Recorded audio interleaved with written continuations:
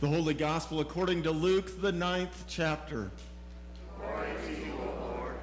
Now about 8 days after these sayings, Jesus took with him Peter and John and James and went up on the mountain to pray. And while he was praying, the appearance of his face changed, and his clothes became dazzling white. Suddenly they saw two men, Moses and Elijah, talking to him. They appeared in glory and were speaking of his departure, which he was about to accomplish at Jerusalem. Now Peter and his companions were weighed down with sleep. But since they had stayed awake, they saw his glory and the two men who stood with him. Just as they were leaving him, Peter said to Jesus, "Master, it is good for us to be here. Let us make 3 dwellings, one for you, one for Moses, and one for Elijah." Not knowing what he said, while he was saying this, a cloud came and overshadowed them, and they were terrified as they entered the cloud.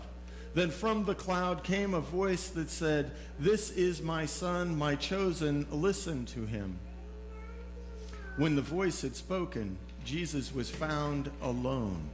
And they kept silent, and in those days told no one any of the things they had seen. On the next day, when they had come down from the mountain, a great crowd met them. Just then a man from the crowd shouted, "Teacher, I beg you to look at my son. He is my only child." Seizes him, and all at once he shrieks. It convulses him until he foams at the mouth. It mauls him and will scarcely leave him. I begged your disciples to cast it out, but they could not. Jesus answered, "You faithless and perverse generation, how much longer must I be with you and bear with you? Bring your son here." While he was coming, the demon dashed him to the ground in convulsions. But Jesus rebuked the unclean spirit, healed the boy, and gave him back to his father. And all were astounded at the greatness of God. The gospel of the Lord. Praise to you, O Christ. You may be seated.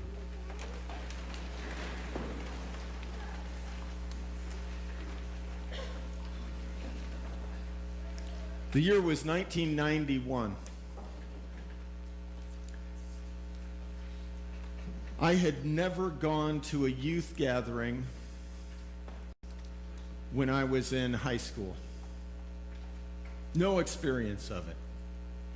But my pastor approached me and said, "You know, they're looking for volunteers for the youth gathering in Dallas." And I said, "Well, I suppose I can take some time off from work and I can go." So I went to Dallas as a volunteer on the Hotel Life team. Our task was to work for creating a space where the 1,300, 1,100 people, both youth and their sponsors, who were in that hotel to become community together. It was a time when I came to see a whole variety of things about who we are as church in a new way. Now, as part of the Hotel Life team, we weren't able to go to all of the worship events and the gathering events because we had tasks back at the hotel. But my team leader made sure that on the day that Maya Angelou was speaking, that we had a way to get there and that we could hear her. What was astonishing about the way that Maya Angelou, it was not termed a sermon in any way, but she proclaimed good news about who God is, not only in those times when things are good, but also in those times when we struggle, in the dark times in our lives. And part of how she presented it was, well, she's a poet. And so there was a quality to her speaking that was powerful in her choice of words. But she wove her words spoken into and seamlessly with the words of a spiritual, so that she would sing a stanza of the spiritual and then walk out of it into speaking her words of proclamation. In that experience, I met Jesus. It wasn't the first time I'd met Jesus, but it was one that changed my life dramatically. It isn't the last time I met Jesus, but that one still holds a place in my life and in my heart. The challenge with youth gatherings like that, as many people in this room who've been to them know, is that they end. And we have to come back to the ordinary reality of our daily life. And we have to re-enter that reality aware that we can't stay in that holy place where we've met Jesus in a definitive new way. Today we hear in our gospel about 3 disciples who are invited up on the mountaintop with Jesus, where he goes to pray. Now we remember that in Luke's gospel, whenever Jesus goes off to pray by himself, he comes back and does incredible things. So Jesus takes time away to pray, and those 3 disciples, Peter and John and James, are up there with him. And they're weighed down with sleep, but somehow they manage to stay awake, and they see Jesus' face changed and his clothes become dazzling white. And more than that, they see Moses and Elijah there with him. Now, good Jewish boys as these are, they would recognize that in Moses you have the law, and in Elijah you have the prophets, and even more, Elijah is associated with the end of time, that time when God will make all things complete. And so what you have in this moment is you have Jesus, who is in this dazzling clothing as the completion, the fulfillment of the law and the prophets. And Peter reaches back into his liturgical tradition, and he finds the festival that this must be related to. And he thinks of the festival of the booths, where they build tents and worship and pay attention to the great ancestors in their faith. And Peter blurts it out. He says, "Boy, it is good for us to be here. Let us build a dwelling, a tent, a booth, a tabernacle, if you will, for each of you, for you, Jesus, and for Moses, and for Elijah, so that we can honor and acknowledge this moment, this time." But of course, he doesn't know what he's talking about. And while he's saying it, a cloud descends on him, the fog rolls in, and they're terrified. And they hear a voice. Now, the interesting thing is, my experience is when the fog rolls in, I too am terrified. I do not like being in the clouds. I do not like being in the fog. I do not like being able to see just that far ahead of me. But as I read this, I find myself aware that in some ways, that which we want to avoid, we find ourselves called to. And is it possible that when we enter that foggy space, it's just possible that a voice from heaven will speak to us? That when we have the hardest time seeing, that we actually get a word that brings clarity. And in this case, it's a voice that says, "This is my son, my chosen one. Listen to him." And it echoes that voice that we heard, because we get to overhear these things, at Jesus' baptism. It wasn't clear at Jesus' baptism whether anybody else could hear the voice, but Jesus heard it, and it was addressed to him. "You are my son, my beloved. With you I am well pleased." Today we hear a voice that says, "This is my son, my child. Listen to him." But as is the case with all mountaintop experiences, it can't last. And Jesus says we can't camp out up here, and he leads them back down into the valley, if you will, back down into the ordinariness of life, back down into the place where most of us live all the time. And in that place, there is a crowd waiting for them to meet them. And in that crowd is a father who is desperate. And he cries out, "Look at my son.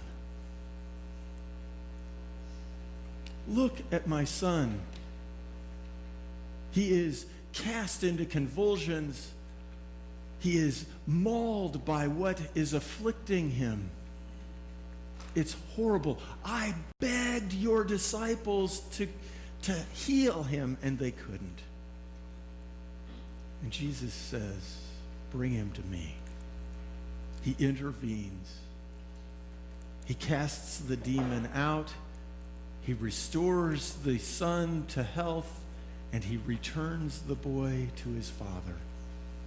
When I think about healing in the life of the church, when I think about healing, it is almost always about being restored to relationship. And so, yes, indeed, when we think about healing, we want to look for that cure and for that health and that wholeness. But at the core, what the church has to offer is that in the midst of whatever difficult time, that difficult place, whatever kind of challenge people find themselves, whatever darkness or fogginess they find themselves in, we as a church are called to walk with them, to be present with them in a way that restores them to relationship. Relationship with us, but that relationship with us is really relationship with God. And so we're called to be that kind of people. Now, in this time of Epiphany, we've heard about ways that Jesus has been revealed to the people. First, by a light shining in the sky that led the way to the Christ child so that the wise men could find him. That voice from heaven at his baptism, "This is my son."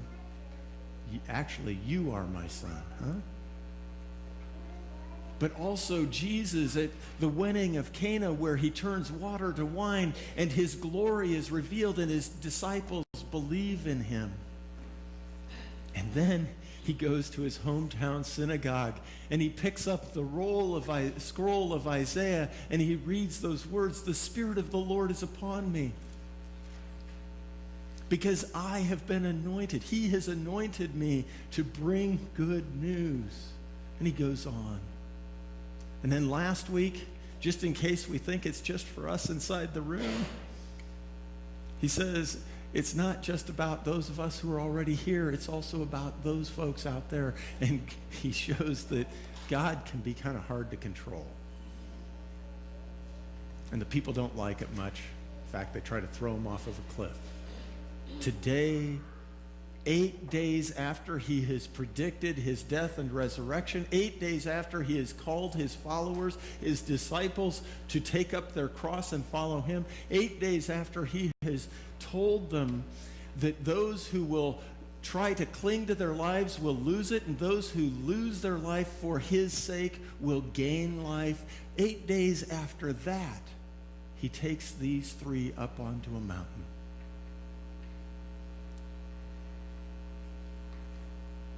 And so we hear and we see the face of Jesus in a new way.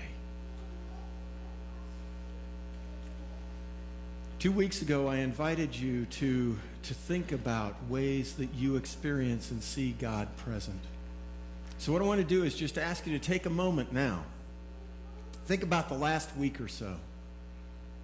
When has been a time that you experienced God present in your life? What was going on? Who was there? Turn to your neighbor and share that moment. You get about 90 seconds to do this, so make sure you allow your neighbor some time to talk too.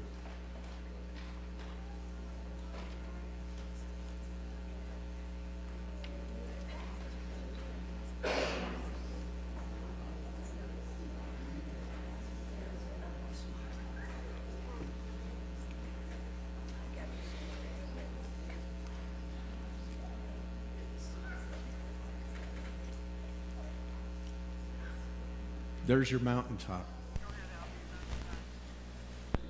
There's that place where God has been revealed to you in that moment. But we can't stay at that mountaintop. Because what Jesus does is he leads us down into the ordinary realities of our lives. And he calls us to be present for others. And so now, think about the last week or month, or if you need to go back further, however far back you have to go, when was a time that you were privileged to be God's presence for somebody else? What was happening? Turn to your neighbor and share that experience. 90 seconds.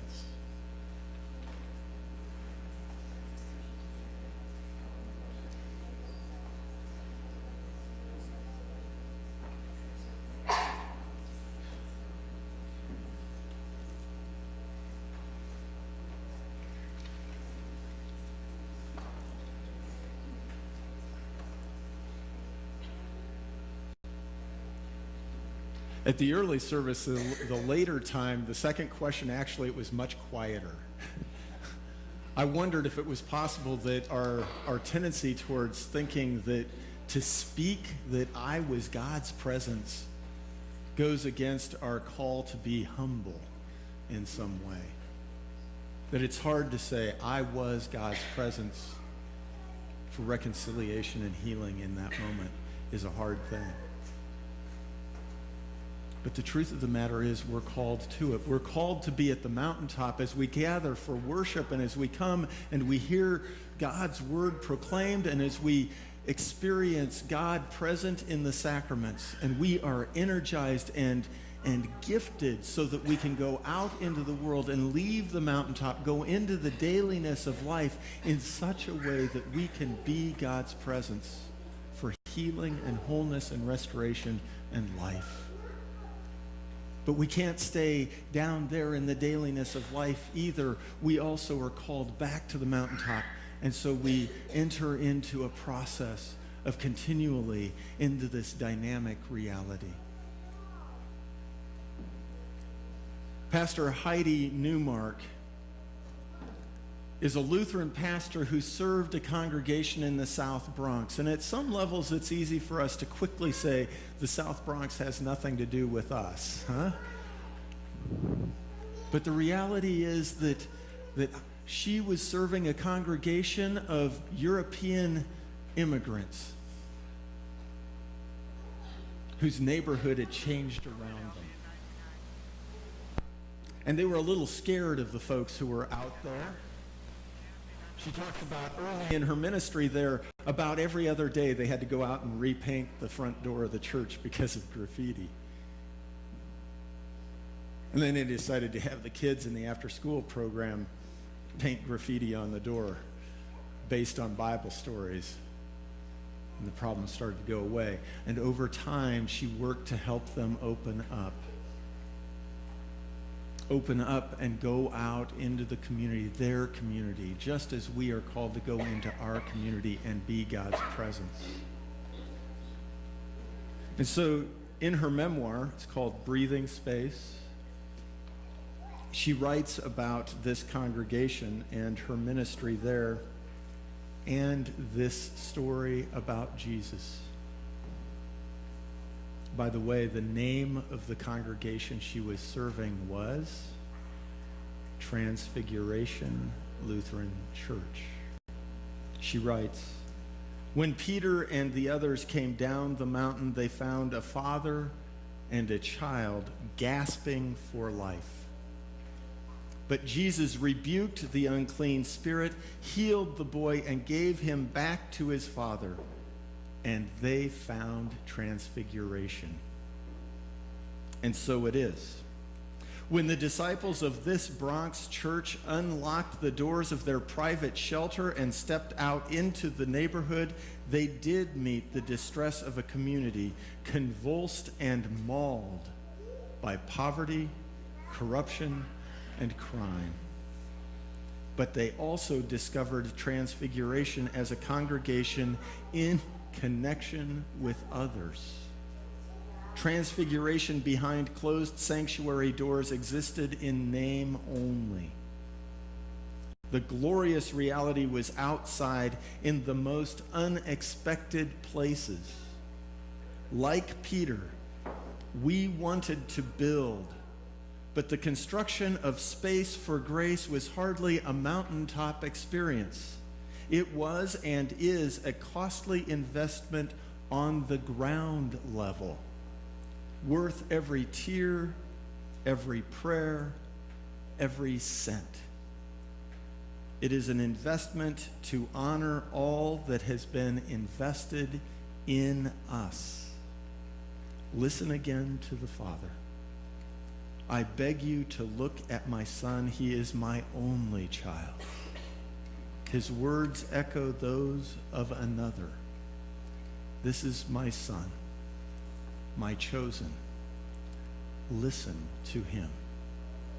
The voice on the mountain and the voice in the valley are one and the same.